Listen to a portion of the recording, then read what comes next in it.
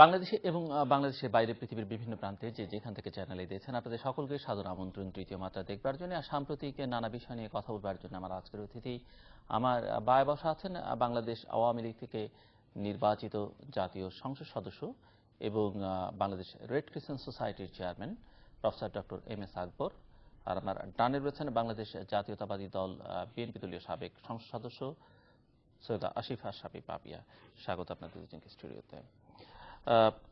Professor doctor Mohammad Sirajul আকবর, আপনাকে দিয়ে শুরু করি। আপনি নির্বাচিত, আমি বলেছি, আমি জানি না যখন পালা আসবে সৈয়দা আসিফা সাবি পাপিয়ার, তিনি আবার আমার দিকে কোনো অভিযোগের তীর ছুড়বেন কিনা যে আপনি ওনাকে কিভাবে নির্বাচিত বললেন।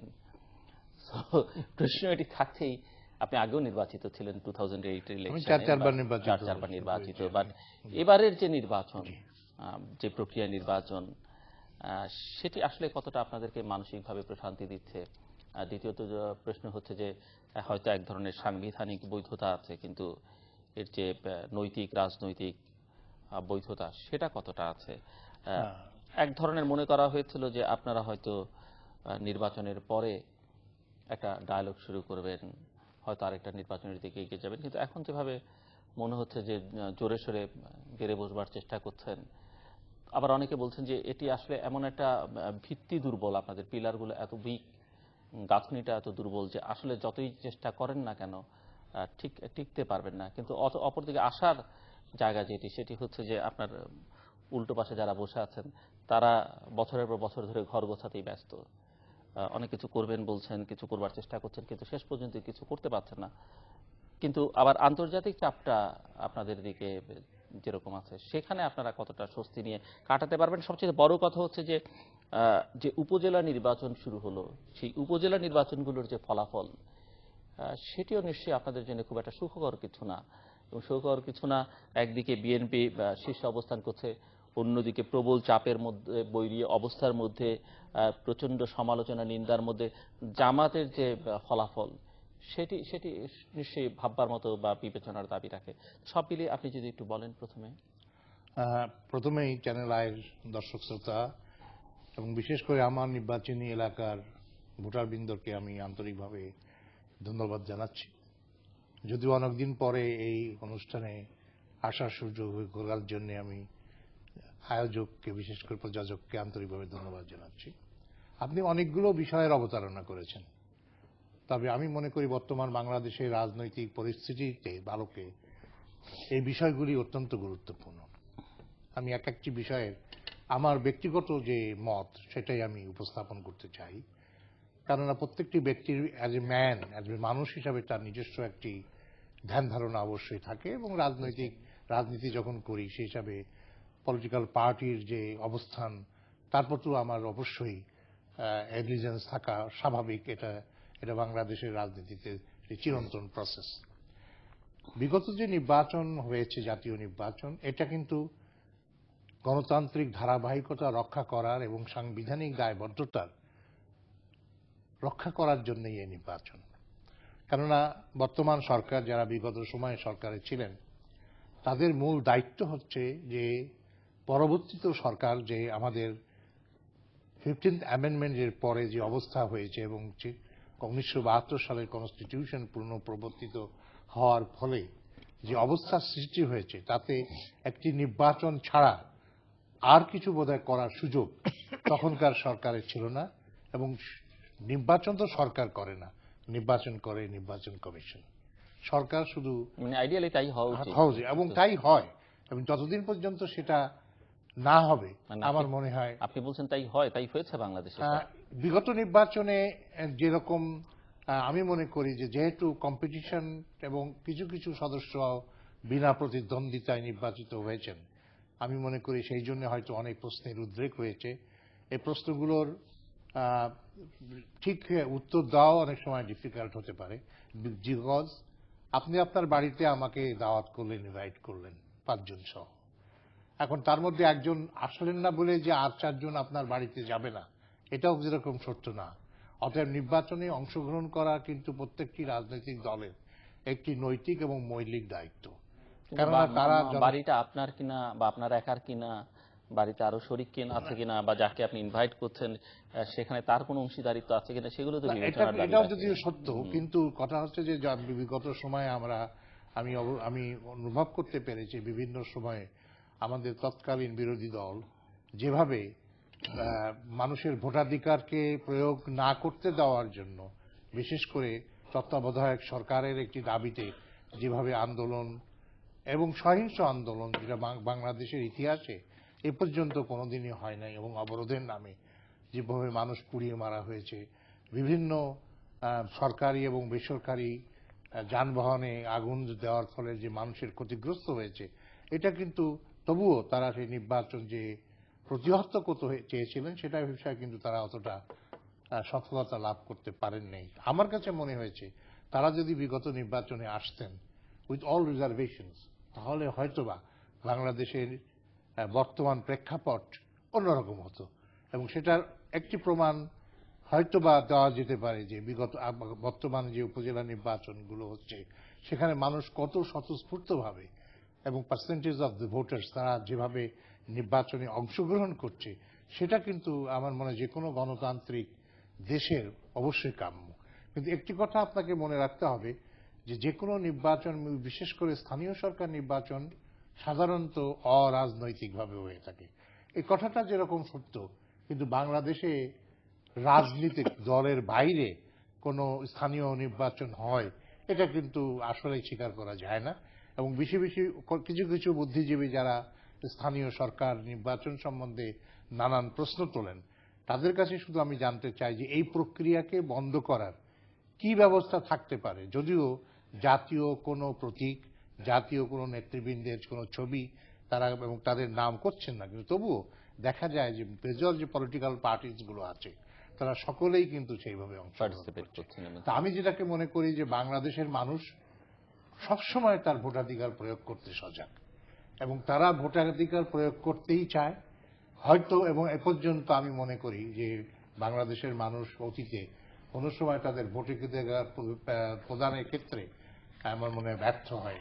তাই আমি সব দলের সব মতের মানুষকে অনুরোধ জানাবো, সমস্ত ভেদাভেদ ভুলে জাতীয় ঐক্যমতের ভিত্তিতে যে কোনো পদ্ধতিতে আমাদের আসুক না কেন, একটি ঐক্যমতের ভিত্তিতে যাতে নির্বাচন কমিশনকে আরো শক্তিশালী করে যেটি একটি সুন্দর এবং স্বাভাবিক নির্বাচন যার গ্রহণযোগ্যতা সর্বস্তরে আছে। আর আপনি বিদেশিদের কথা বলেছেন, আমরা একটি সার্বভৌম দেশ, যদিও আমরা অনেক কিছুর দিক থেকে আমাদের বিদেশি বন্ধুদের উপরে বা আমাদের ডেভেলপমেন্ট পার্টনার্সদের উপরে উন্নয়নের অংশীদারিত্বতে বিশ্বাস করি, কিন্তু তাদের আমার মনে হয় যে এই নির্বাচনের ব্যাপারে তাদের যে ভূমিকা, এটা আমার মনে হয় কোনো সার্বভৌম দেশের জন্য খুবই সুখকর নয়। এবং আপনি যে কথাটা বলেছিলেন যে তারা অনেক কিছু প্রেশারাইজ করেছিল, কিন্তু পরবর্তীতে দেখা যায় যে তাদের নির্বাচন পরবর্তীতে কালে তারা অনেকটা সহনশীলতা হয়েছেন, এবং প্রায় অনেক সরকারই বর্তমান সরকারকে ইতিমধ্যেই রিকগনিশন করেছেন।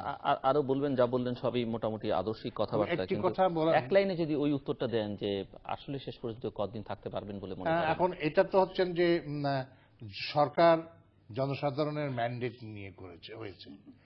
এখন সেই ম্যান্ডেটের ব্যাপারে হয়তো আপনার এবং আমার দ্বিমত অবশ্যই থাকতে পারে, তবে নির্বাচন প্রক্রিয়া যেহেতু আমাদের বিরোধী দল আমার কোনো মত নেই, ভিন্ন দ্বিমত ওনার সঙ্গে অবশ্যই থাকতে পারে, মানে আপনার না, মানে আমাদের দেশের মানুষের। আমি মনে করি যে যখন একটি নির্বাচন সুন্দরভাবে সংগঠিত হয়েছে, মানুষ যতটুকুই পারেছে তাদের ভোটাধিকার প্রয়োগ করেছেন, এবং একটি প্রাণবন্তভাবে একটি সংসদ বর্তমানে কার্যকর আছে, এবং এটাকে বাদ দিয়ে নতুনভাবে খুব অল্প সময়ের মধ্যে আবার নির্বাচন বা নতুন একটি সরকার গঠনের প্রক্রিয়া করতে হলে যে পরিমাণ অসঙ্গতি বা সন্ত্রাস হবে, সেটা কি বাংলাদেশ অ্যাফোর্ড করতে পারে কিনা, এবং তার ইকোনমির উপরে, অর্থনীতির উপরে যে চাপটি আসবে, এই জন্য আমি বিরোধী দলকে অনুরোধ করব যে আসুন আমরা ডায়ালগ করি এবং 11th পার্লামেন্টের জন্য আবার প্রস্তুতি গ্রহণ করি, নির্ধারিত সময়ের মধ্যে যাতে রাজনীতি হয়। ধন্যবাদ। আপনাকে অসংখ্য ধন্যবাদ জিলুর ভাই। সরকারি দলের সম্মানিত সংসদ সদস্য, 4 বারের নির্বাচিত এমপি প্রফেসর এম এ আকবর সাহেব যে কথাটি বললেন, যে এই এম এস আকবর সাহেব যে এই নির্বাচন গণতান্ত্রিক ধারাবাহিকতা, সংবিধান রক্ষার নির্বাচন, এটাতে সম্পূর্ণরূপে আমি দ্বিমত পোষণ করছি। কারণ বাংলাদেশের সংবিধান বাংলাদেশের মানুষের রক্তের অক্ষরে অর্জন করা হয়েছে। সেই সংবিধানকে নিজের মন মতো সংশোধন করে কি করে ক্ষমতা পাকাপোক্ত করা যায়, কোন পদ্ধতিতে খুব কম ঝামেলা মুক্ত হয়ে নির্বাচনে এসে ক্ষমতার মসনদ দখল করা যায়, এই প্রক্রিয়াকে বাংলাদেশের সংবিধানও কখনোই স্বীকৃতি দেয় না। আর সংবিধানের নির্বাচনের প্রথম অংশ হচ্ছে জনগণের সম্পৃক্তকরণ, যেটা ছিল ভোটারবিহীন একতরফা একটি নির্বাচন। 154টি সিট তো একতরফা হয়ে গেছে অনির্বাচিতভাবেই, বাদবাকি যেটুকু ছিল সেটাতে ভোটারের সংখ্যা যদি তাকানো যায়, বিশেষ করে ঢাকা সিটির আমরা জাতীয় নির্বাচনের বিগত সময়ের যে চেহারা এবং বর্তমানে যে চেহারা দেখেছি রেডিও টেলিভিশনে, অনেক জায়গায় ছাগল আছে, কুকুর আছে, ভোটার কিন্তু নেই, এরকম পরিস্থিতি আমরা উপলব্ধি করেছি। তো এই পরিস্থিতি যদি গণতন্ত্র রক্ষা এবং সংবিধানের ধারাবাহিকতা রক্ষার নির্বাচন হয়ে থাকে, এটা জাতির সাথে একটা ডিজিটাল বাহাস, যেটা এই স্বাধীন বাংলাদেশের 42 বছরও কখনো সম্ভবপর হয়নি। কম বেশি প্রত্যেকটা নির্বাচনই পছন্দ অপছন্দ, তর্ক বিতর্ক, কথাবার্তা আছে, কিন্তু এইরকম একতরফা ভোটারবিহীন নির্বাচন বাংলাদেশের ইতিহাসকে কলঙ্কিত করেছে এবং বাংলাদেশের মানুষের যে উৎসব মুখর ইমেজপূর্ণ পরিবেশে ভোটদানের বিগত দিনের যে ইতিহাস, সেটাকে কুঠারাঘাত করা হয়েছে। এখন ছোটবেলায় পড়েছিলাম যে লজ্জা নারীর ভূষণ, নারীকে পুরুষদের চেয়ে লজ্জা ভাবটা থাকতে হবে। আমার মনে হয় যে রাজনীতিবিদদের ভিতর আর যে যখন সরকারে যাচ্ছেন, লজ্জার ল শব্দটা তাদের ভিতরে নেই এবং লজ্জা শব্দটা আনা দরকার। একবার তো ভোটারবিহীন নির্বাচন, তারপরে বিরোধী দলশূন্য নির্বাচন, তারপরে আগামী নির্বাচন কত সালে হবে? আওয়ামী লীগের মতো একটা প্রাচীন ঐতিহ্যবাহী সংগঠনের সাধারণ সম্পাদক যখন মিডিয়াতে বলে যে 5 বছর পর অমুক তারিখে নির্বাচন হবে, তাহলে এই জিনিসটি যে বলে দেয়, তাহলে কতটা লজ্জাহীনতা এবং কতটা নির্মমতা, কতটা নিষ্ঠুরতা এবং কতটা জনবিচ্ছিন্ন হয়ে এই কথাগুলি যে বলে, নিজের বিবেচনা দিয়ে যদি বিবেচনা করতো তাহলে কথাগুলি আসলে বলতে পারতো না। আমি একটু মাঝখানে ইন্টারাপ্ট করি যে আপনি যে জনসম্পৃক্তহীন বা জনবিচ্ছিন্নতার কথা বলছেন, আপনারা জনগণকে সম্পৃক্ত করতে পেরেছেন কিনা এটি বেশ বড়ভাবে আলোচনা হয়েছে। কারণ এক ধরনের সহিংস আন্দোলন, দ্বিতীয়ত আপনারা বহু ধরনের আলটিমেটাম দিয়েছেন, সময় বেঁধে দিয়েছেন, কিন্তু অনেক কর্মসূচি দিয়েছেন যেখানে জনগণ বা নেতাকর্মীদের কোনো উপস্থিতি। আমার শেষ করা, তবে এমপি সাহেব বলেছেন যে বাড়ির দাওয়াতে 5 জনকে দিলাম, 4 জন আসলো আর 1 জন আসলো না। এটা বাড়ির দাওয়াত আর বাংলাদেশের সংবিধান, বাংলাদেশের রাষ্ট্র, গণতান্ত্রিক পদ্ধতি এবং সকলের স্বতঃস্ফূর্ত অংশগ্রহণের একটা সরকার, এটা দাওয়াতের সাথে তুলনা করার কারণেই কিন্তু জিনিসটা আপনারা অ্যামালগামেট করে ফেলেছেন এবং দাওয়াত হিসাবে নিয়েছেন। নিজেরা দাওয়াত দিয়েছেন মহাজোটের অংশকে, সেই মহাজোটের অংশতে আপনারা অংশগ্রহণ করেছেন, খেয়েছেন, খেয়ে যা লিপিবদ্ধ করেছেন উপহার দিয়েছেন আপনাদের এই সরকার। কিন্তু আপনারা ব্যাপক বিস্তারিতভাবে যদি ভাবতেন, একতরফা দাওয়াতও দিতেন না আর একতরফা ভাত খাওয়াতেন না, আবার সার্টিফিকেট যে রান্না ভালো এই সার্টিফিকেট নেওয়ার জন্য দৌড়াদৌড়ি আপনারা করতেন না। এখন আমরা সহিংস আন্দোলনের কথা ভাই বলেছে, বাংলাদেশের ইতিহাসে সহিংস আন্দোলন যা করেছে, আওয়ামী লীগের রেকর্ড আওয়ামী লীগ ভঙ্গ করেছে। এখানে আমরা ওই সহিংস আন্দোলনের প্রতিযোগিতা নামতে আমরা চাই না। লগি বৈঠা দিয়ে মানুষ বেড়ে লাশের উপর নৃত্য করেছে, শাহবাগে নির্বাচন কমিশন পুনর্গঠনের দাবিতে গান পাউডার দিয়ে বাসে আগুন দিয়েছে, বহুত ঘটনা তারা ঘটিয়েছে। এই সমস্ত বিষয় নিয়ে খারাপ কাজের প্রতিযোগিতা আমরা করি না। আজকে সহিংসতার দোষ যদি আমাদের ঘাড়ে চাপান, তাহলে আজকে পঙ্কজ দেবনাথের বিহঙ্গ, আজকে মিন্টু রোডে ডিবি অফিসের সামনে পেট্রোল বোমা আঘাতপ্রাপ্ত গাড়ি ছুটে চলে যাচ্ছে, কিভাবে মানুষগুলোকে মেরে ফেলা যায়, পত্রপত্রিকা আসার পর বিহিত কিন্তু হয়নি। তৎকালীন সময়ের প্রধানমন্ত্রী গেছেন হাসপাতালে, সমবেদনা জ্ঞাপন করেছেন, বিএনপির ঘাড়ে দোষারোপ করেছেন, জঙ্গিবাদের অভিযোগে অভিযুক্ত করেছেন, ওই মায়াকান্না কেঁদে চলে এসছেন। তারপরে সত্যিকার অর্থে অপরাধী কারা আজ পর্যন্ত নিরূপণ কিন্তু করেনি। কারণ একটা পরিবেশ ঘোলা করে বিএনপির ঘাড়ে দোষ চাপানোটাই তৎকালীন রাষ্ট্রযন্ত্র এবং বর্তমান যে রাষ্ট্রযন্ত্র একচেটিয়া অধিকার তারা মনে করেন। তো এইখানে দেখেন যারা অগ্নিদগ্ধ হলো, এখন তাদের কোনো খোঁজও নেই, খবর নেই, পুনর্বাসনের ব্যবস্থা নেই, টাকা পয়সা কিছু দিলাম মিটে গেল ঝামেলা। নরসিংদীর বিআরটিসির বাস, যেই রুটের বাস সেই রুটেই চলার কথা, সেটা ঢাকা নিউ মার্কেটের সামনে অগ্নিদগ্ধ হলো। তা নরসিংদীর বাসটা ঢাকা নিউ মার্কেটে কে নিয়ে আসলো? একটা অকেজো পরিকল্পিতভাবে নিয়ে এসে নিজের আগুন দিল আর বিএনপির ঘাড়ে চাপালো। আর জিল্লুর ভাই আপনি যেটা বলেছেন সফলতা বিফলতা, আন্দোলনের সফলতার কোনো দিনক্ষণ কিন্তু থাকে না এবং এটা কোনো স্ট্রাকচারও থাকে না। আওয়ামী লীগ আন্দোলন করেছিল বিএনপির বিরুদ্ধে, 5 বছর পূর্ণ হওয়ার পরে নির্বাচন করেছে, নির্বাচনের ধারাবাহিকতার ভিতরেই তারা ক্ষমতা এসেছে, অংশগ্রহণ করেছে এবং তারপরে ধরেন তারা যে সমস্ত সহিংস ঘটনা ঘটেছে সেগুলো জনগণের সাক্ষী আছে, আমি পুনরাবৃত্তি করতে চাই না। সফলতা বিফলতা যদি বলেন, আজকে দেখেন বিএনপি ভোট বর্জন করার স্বাভাবিক ডাক দিয়েছিল ভোটারদের। আজকে ঢাকা সিটিতে 5%ও ভোটার উপস্থিত হয়নি, এটা আমি আন্দোলনের প্রথম সফলতা মনে করি। দ্বিতীয় সফলতা, আমাদের 18 দলের ভিতরে এমন অনেক সংগঠন আছে যেগুলোর নেতারা অনেক অসহায় অবস্থা, কি সংখ্যা লোক সংখ্যার দিকে কম, অর্থনৈতিক অবস্থা খারাপ, শত প্রলোভনেও আমাদের জোট কিন্তু একটি অংশ সরকারের সাথে হাত মিলিয়ে নির্বাচনে সরকারকে সহযোগিতা সেটিও কিন্তু করেনি। 2 নম্বর বিষয় হচ্ছে, আমরা বলেছিলাম যে এই সরকারের অধীনে আমরা সুষ্ঠু নির্বাচন পাবো না, সরকার গঠনের নির্বাচনে। সেটা আমরা দেশি বলেন, বিদেশি বলেন, বাংলাদেশের সচেতন সমাজ বলেন, দিনমজুর বলেন, রিকশাওয়ালা বলেন, সবাইকে বোঝাতে সক্ষম হয়েছি জন্যই ভোটের পার্সেন্টেজ খুব পোর। এবং এইটা সরকার ভোটের পার্সেন্টেজ নিয়ে যার কারণে স্বয়ং খোদ সাবেক প্রধানমন্ত্রীও কোনো বক্তব্য প্রদান কিন্তু করেননি, বলে যে পার্সেন্টেজ যাই থাক নির্বাচন তো হয়েছে, এরকমই কিন্তু মিডিয়ার সামনে উনি প্রকাশ করেছেন। আর আন্দোলন যেটা বলেছেন, হ্যাঁ আপনারা বলতে পারেন যে আপা আপনাদের ঢাকার অনেক বড় বড় নেতারা আন্দোলন দিয়ে মাঠে নামেনি, এটা আপনি বলতে পারেন। আর মাঠে নামেনি না নামার কারণও আছে যে মানুষের জীবনের চেয়ে প্রিয় কিন্তু আর কিছু না। আগে মানুষ জীবনকে নিরাপদ করবে, তারপরে দেশের জন্য ভূমিকা রাখবে, জনগণের জন্য ভূমিকা রাখবে, মানুষের জন্য ভূমিকা রাখবে। 80 বছর 90 বছর 120 বছরের লোকজনকে যেভাবে টেনে হিঁচড়ে ধরে মিথ্যা মামলায় জেলখানায় পাঠাচ্ছে, দেখা মাত্রই গুলি করে দিচ্ছে, বাইরের লোক আসবেন ঢাকা শহরে মিছিল করতে, যেভাবে protection, RAB, BGP, BDR, army, Chhatra League, Jubo League, পোশাকধারী এই সমস্ত একটা সন্ত্রাসের অভয়ারণ্যে পরিণত করেছে ঢাকা মহানগরীকে। সারা বাংলাদেশের আন্দোলন ব্যর্থ হয়েছে এটা বলা যাবে না। আমি তো মনে করি 72-এর পরে প্রথম আন্দোলন যেটা একটা তৃণমূল পর্যায়ে পর্যন্ত গেছে, একটা ইউনিয়নের ওয়ার্ডে ওয়ার্ডে পর্যন্ত এই নির্বাচনে যাবেন না, এবং সরকার যে প্রহসনের নির্বাচন করছে মানুষ মোটিভেটেড হয়েছে, মোটিভেটেড হওয়ার কারণে নির্বাচনে কিন্তু ভোটার শূন্য নির্বাচন হয়েছে। এখন আপনি বলতে পারেন যে সরকার তো বলেছে 40% ভোট পড়েছে, হ্যাঁ সরকার হ্যাঁ সরকারি ইলেকশন কমিশন আর সরকারের ভিতরে কোনো পার্থক্য নেই। সরকার ইলেকশন কমিশনারকে বলিয়েছে, বারবার মখা আলমগীর দৌড়ে দৌড়ে গেছেন, বারবার এসটি ইমাম সাহেব দৌড়ে দৌড়ে গেছেন, 3-4 দিন সময় নিয়েছেন, নিয়ে দেখবেন কথায় 105 লিখেনি, অঙ্কে লিখেছে, পেন্সিল দিয়ে লিখেছে, সেটা মুছে ফেলেছে, কেটে মন মতো করে কাগজপত্র তৈরি করে 7 দিন পর তারা তাদের প্রতিক্রিয়া ব্যক্ত করে 39% ভোট পড়েছে বলে তারা দাবি করেছে। আমার কথা হচ্ছে সরকারও জানে, বাংলাদেশের মানুষও জানে, তর্কের খাতিরে আমি তর্ক করতে রাজি নই। সত্যিকার অর্থে 5%-এর ঊর্ধ্বে কোথাও কোনো ভোট হয়েছে এটা আমার অন্ততপক্ষে জানা নেই, কিন্তু তারপরেও দেখা গেছে যে ঢাকাটাকে যেভাবে লাইভ দেখাতে পেরেছে ক্যামেরা, মফস্বলগুলোকে সেভাবে ক্যামেরা কাভারেজ ডিসির নিয়ন্ত্রণে, ডিসি তাদেরকে গাড়িতে করে নিয়ে গেছে, ক্যামেরাম্যানদেরকে নিয়ে যে তাদের সাথে সাথে ঘুরিয়েছে, তাদের সাথে। আর আপনি তো জানেন আজকাল বিটিভির ক্যামেরা বলেন অন্যান্য জায়গায় গভর্নমেন্ট নমিনি লোককেই প্রোভাইড করা হয়, জেলা প্রতিনিধিগুলোতে অধিকাংশ ক্ষেত্রেই। স্বাভাবিক কারণে এগুলো সব ম্যানিপুলেট করা, এবং এই নির্বাচনের প্রতি জনগণের কোনো আস্থা নেই, এবং এই সরকারের প্রতিও জনগণের কোনো আস্থা নেই। আমাদের সাথে আপনাদের আলোচনারও কিছু নেই, সমালোচনারও কিছু নেই।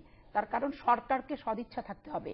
আপনারা যদি মনে করেন এই পদ্ধতিতে নির্বাচন করেই বাংলাদেশে 20-50 বছর কাটিয়ে দিবেন, এটা জনগণ সেটা চিন্তা করবে এবং জনগণ সেটা বুঝবে, এবং জনগণ সেটা কিভাবে ভূমিকা রাখবে এটা সময় তার জবাব দিবে, প্রথম। আর দ্বিতীয় বিষয়, এটা বৈধ না অবৈধ একটা গণভোট দিয়ে দেখেন যে এই যে সাংবিধানিক প্রক্রিয়া রক্ষার জন্য নির্বাচনটি এটি বৈধ হয়েছে না অবৈধ হয়েছে। এখানে আপনার আন্দোলনেরও দরকার নেই, ক্ষয়ক্ষতিরও দরকার নেই, পুলিশকে রাষ্ট্রীয় সম্পদের কোষাগার থেকে গুলি খরচ করে মানুষ মারারও ধৃষ্টতা দেখানোর কোনো প্রয়োজন নেই। একটা গণভোট দেন, নিরপেক্ষভাবে গণভোটটা করান, করলে তার রেজাল্টটা কিন্তু পাবেন।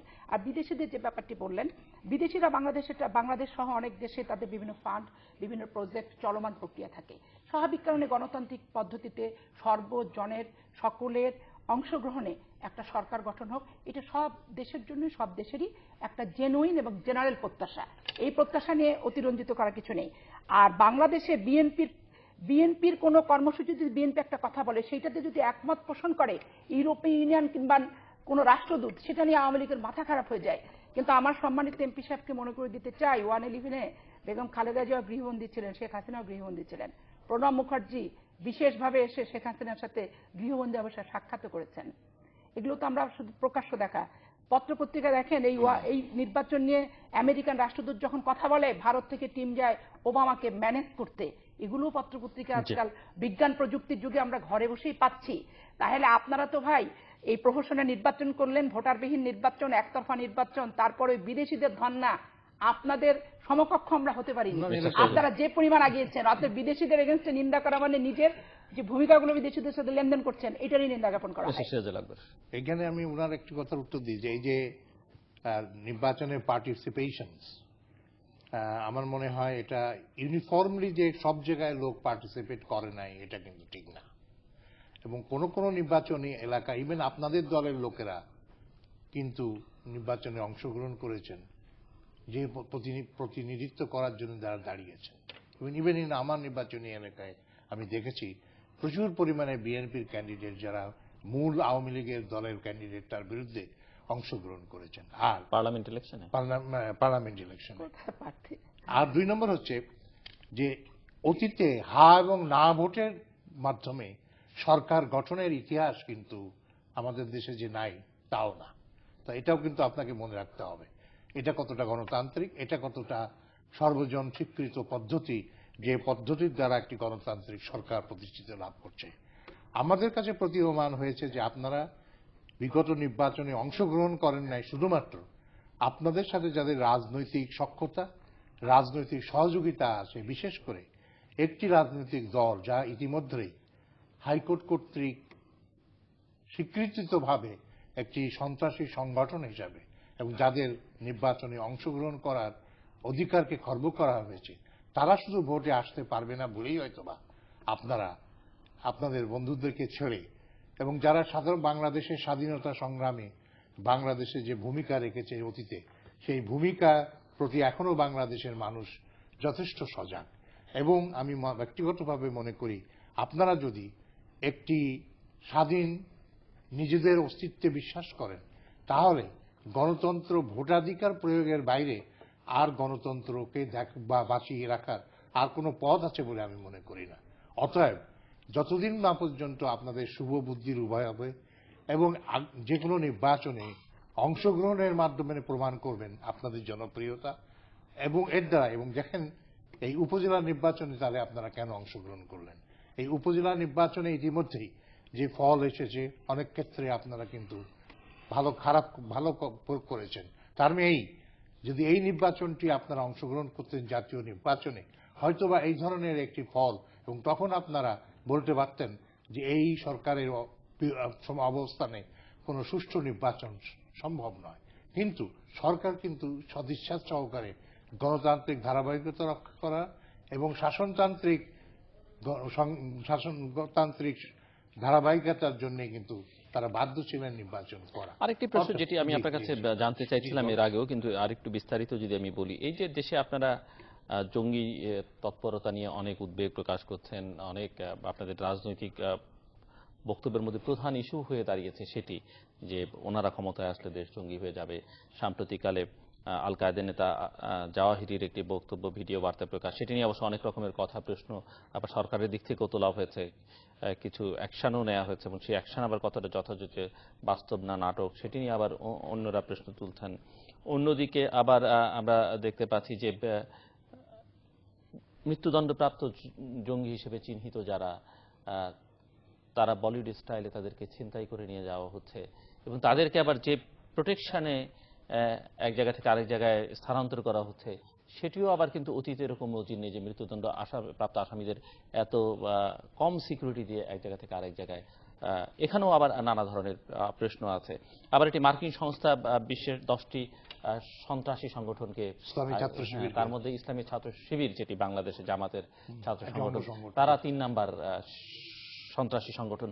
আবার এই সন্ত্রাসী সংগঠন এর যে মূল সংগঠন জামাত, যাকে আপনি বললেন যার নিবন্ধন বাতিল করা হয়েছে, যাদের শীর্ষ নেতারা সবাই জেলে, একজনকে মৃত্যুদণ্ড ইতিমধ্যেই কার্যকর করা হয়েছে, যুদ্ধাপরাধ হিসেবে চিহ্নিত। আবার তারা দেখা যাচ্ছে যে নির্বাচনে, আপনি যেটিকে অবাধ সুষ্ঠু নির্বাচন বলছেন, সেই নির্বাচনে বেশ প্রতিদ্বন্দ্বিতা করছে এককভাবে, এবং তারা তৃতীয় অবস্থানে করে নিয়েছে। তো এগুলো আসলে আপনি কিভাবে দেখবেন বা কিভাবে মেলাবেন? আপনাকে ধন্যবাদ। অনেকগুলো বিষয়ের অবতারণা এখানে হয়েছে। শেষের কথাটি আমি আগে বলি যে এই নির্বাচন যেহেতু উপজেলা নির্বাচন একটি মানে নির্দলীয় অবস্থানে হয় না, কিন্তু আপনি নিজেই বলেছেন যে এটি তো আসলে নির্দলীয় হয় না, বাস্তবতা দলীয়। সেই জন্য তাদেরকে বাধ্য করার কোনো কায়দা নাই, সেই জন্য হয়তোবা তারা অংশগ্রহণ করেছেন। না, সেটি অংশগ্রহণ করেছেন, সেটি নিয়ে প্রশ্ন। এবং তারা যে জয়লাভ করেছেন তার প্রধান কারণ যেখানে বিএনপি ভোটাধিকার প্রয়োগের ক্ষেত্রে কিছুটা দুর্বল যে সমস্ত এলাকায় ছিলেন, সেখানে তাদের অংশীদারিত্বে যে সমস্ত জামাত অংশগ্রহণ করেছে নির্বাচন, তারা প্যানেলভুক্ত করে তাদেরকে তাদের ভোটটা প্রয়োগ করার ফলে অ্যাপারেন্টলি মনে হচ্ছে যে তারা একটি মোটামুটি একটা জনপ্রিয় একটি সংগঠন। এটা কিন্তু প্রমাণিত হয়েছে কিছুটা, কিন্তু আমি মনে করি এটা অনেকটা ভোটটা একতরফা ভাবে হওয়ার কারণে এবং বিএনপির ভোট জামাতের ভোট একত্রিত হওয়ার কারণে এই জিনিসটা হয়েছে, কিন্তু আমার কাছে মনে হয়েছে। আর যে প্রশ্নটি করলেন যে বাংলাদেশে যারা সন্ত্রাসী কর্মকাণ্ডে সবচেয়ে বেশি অপরাধী হিসাবে আমরা মনে করি, তার মধ্যে কিন্তু জামাত এবং ছাত্র শিবির যে সংগঠনটি, এবং তার প্রমাণ ইতিমধ্যেই আমরা কিন্তু আন্তর্জাতিকভাবে সেই প্রমাণটি ইতিমধ্যেই উদ্ভাসিত